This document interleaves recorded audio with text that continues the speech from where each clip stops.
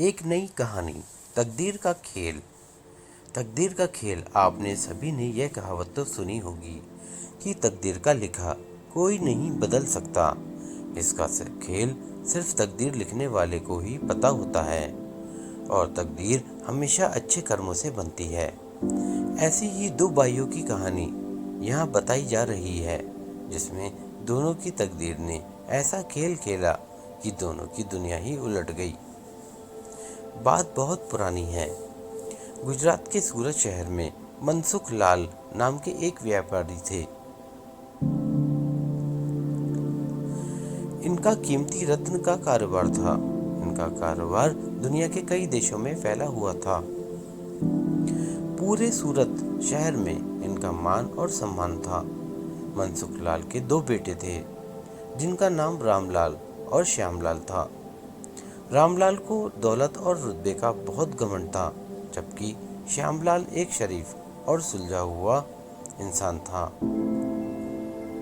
घमंड के साथ साथ रामलाल में ईर्ष्या और बेईमानी जैसे अवगुण भी थे। समय के साथ साथ मनसुख लाल की उम्र बढ़ती जा रही थी। ऐसे में उनके दोनों बेटों ने कारोबार में पिता का अधिक से अधिक हाथ बटाना शुरू कर दिया था।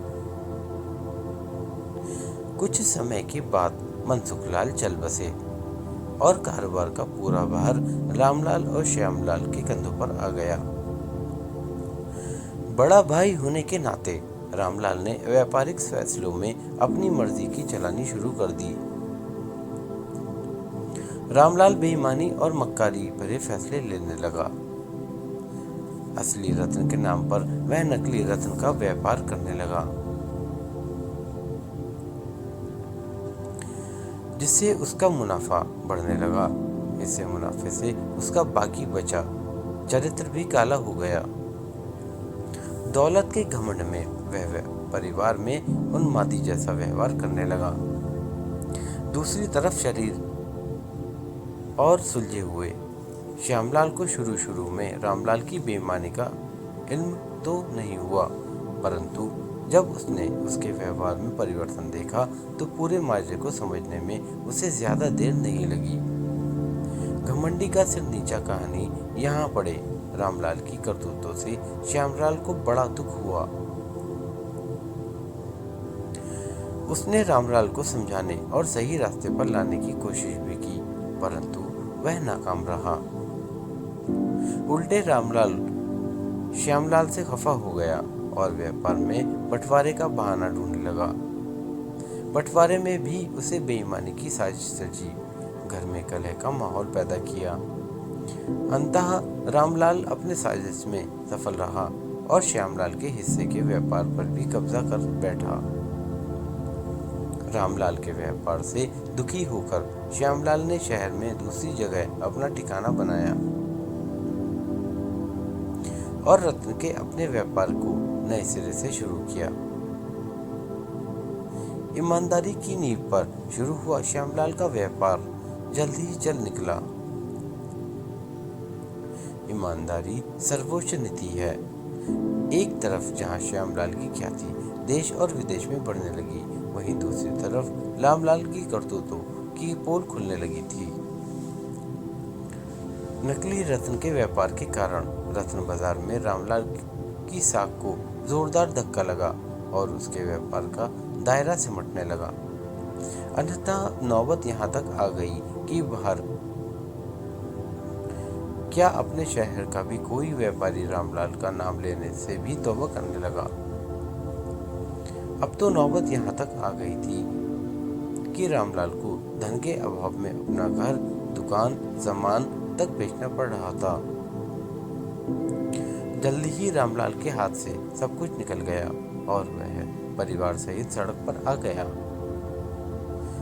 अब रामलाल को अपने किए पर पछतावा हो रहा था, परंतु उसकी तकदीर ने जो खेल खेल दिया था, उससे आसानी से पीछे आना उसके लिए संभव नहीं था।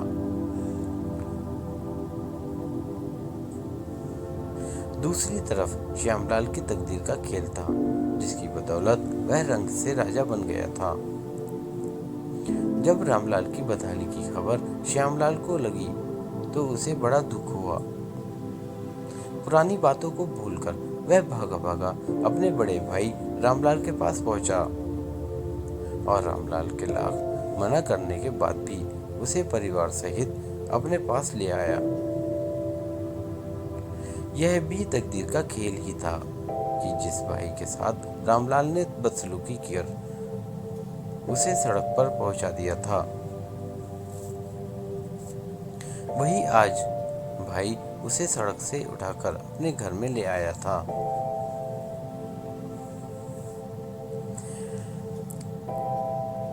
कहानी से शिक्षा। इस कहानी से यह शिक्षा मिलती है कि तकदीर कब किसके साथ क्या खेल खेल दिए इसका अंदाजा कोई नहीं लगा सकता। हाँ, इतना जरूर है कि आपके कर्म ही आपकी तकदीर लिखते हैं। जिस तरह रामलाल और श्यामलाल के कर्मों के आधार पर तकदीर ने उनके साथ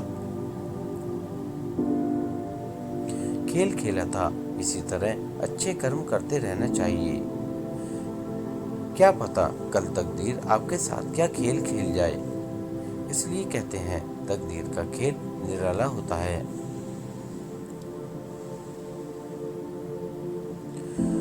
दोस्तों, यह कहानी आपको कैसी लगी हमें कमेंट करके ज़रूर बताएं। और आप हमारे चैनल पर नए हैं तो हमारे चैनल को सब्सक्राइब करना ना भूलें और वीडियो को लाइक और शेयर करना भी ना भूलें।